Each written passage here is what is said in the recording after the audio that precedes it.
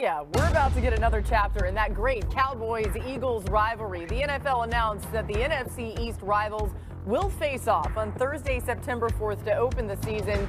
By the way, that's just 115 days of change. It's coming, okay? It'll be here before we know it. Get your countdowns ready to go. I've got one on my phone. I'm just kidding. Welcome to NFL Live. Mina Kimes, Damian Woody, Dan Graziano here for the hour. Remember, the full NFL schedule release happens Wednesday, 8 Eastern on ESPN2. We'll be here for that. But let's get back to how the season will start. As we told you, Cowboys, Eagles. Here's a look at some of the biggest moves that each team made. The Cowboys had a very quiet free agency, but they traded for George Pickens and then added guard Tyler Booker in the draft, pass rusher Donovan Ezeraku, corner Siobhan Rebel, and Eagles, they saw a bunch of key defensive players like Milton Williams and Josh Sweat leave in free agency. They did add linebacker Jahad Campbell and safety Andrew Makuba in the draft, and they brought in Adoree Jackson and Azeez Ojulari in free agency. We wondered how the Eagles specifically would fill a lot of voids. Well, the Cowboys too. But, Mina, let's start with the Eagles adding youth on the defense as they lost 4 starters from that group that won the Super Bowl.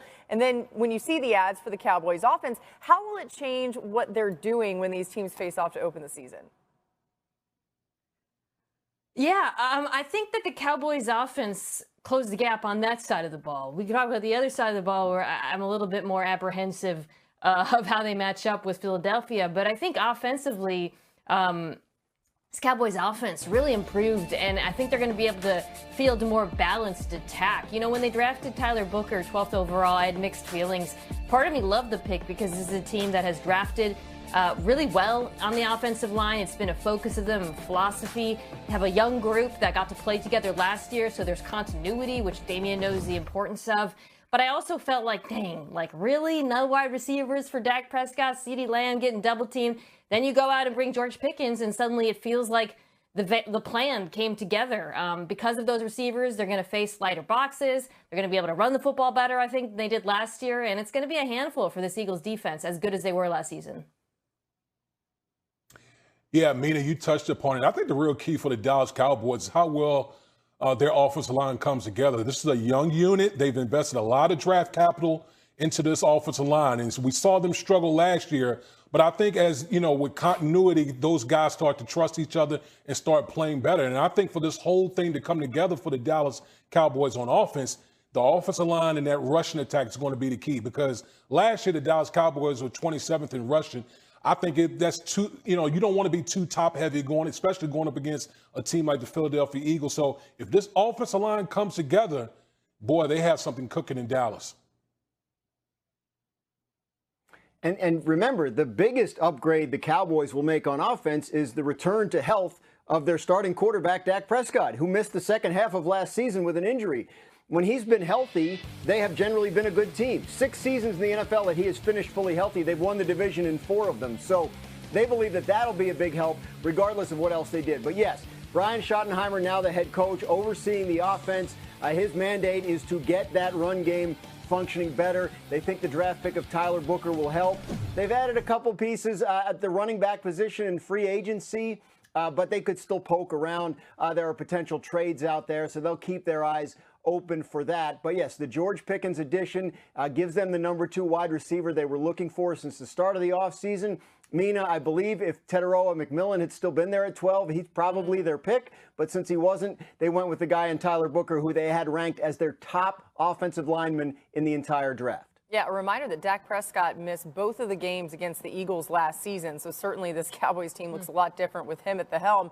Mina, when you look at the Eagles offense, the biggest change, new offensive coordinator Kevin Patullo, who they promoted from within. Now, the last time they did that, of course, it didn't go well. This, by the way, Jalen Hurts' 12th play caller in 10 years. What's key for the Eagles to be more successful this time around?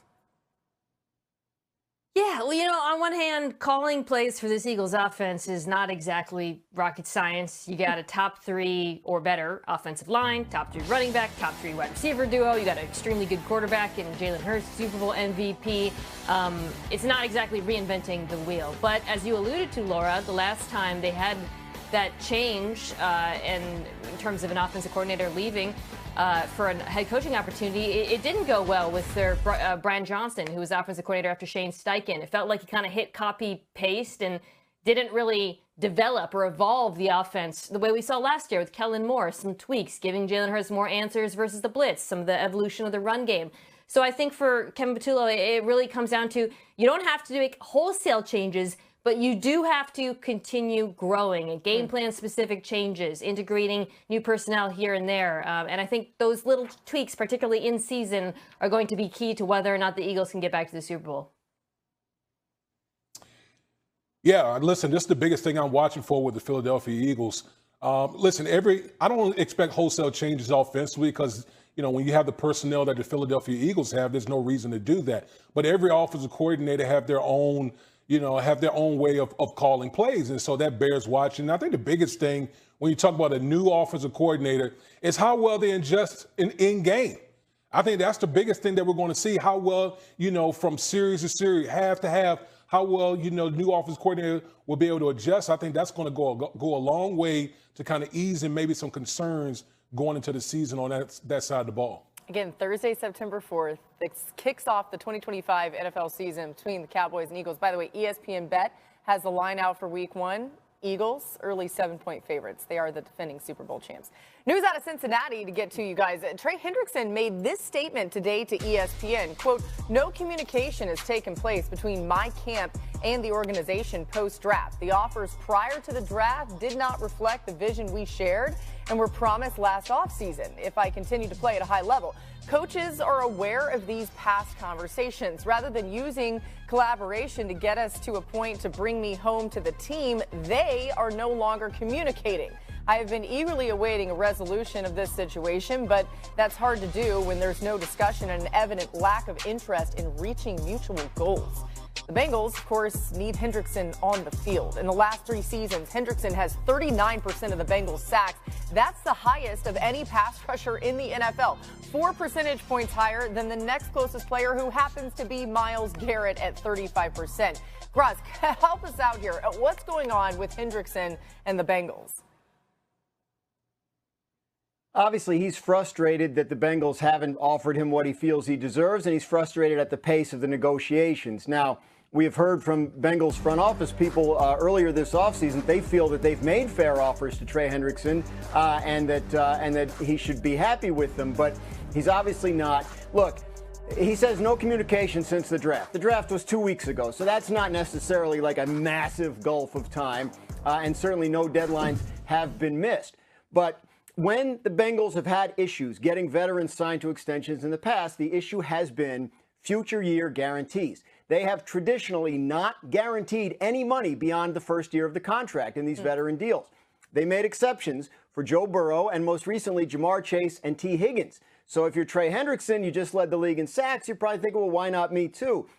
If there's an answer, it's that those 3 guys were 26 years old at the times they signed their deals. Trey Hendrickson is 30. That's a significant difference to an NFL team in terms of age, and it's entirely possible that the Bengals would be more hesitant to guarantee money further out in the deal than they were with the younger stars on their roster. Yeah, it's really interesting. I mean, even if you look at the production and say, well, certainly that doesn't matter as it relates to the age because the production is just about as good as it could be, but still a very interesting perspective into how different organizations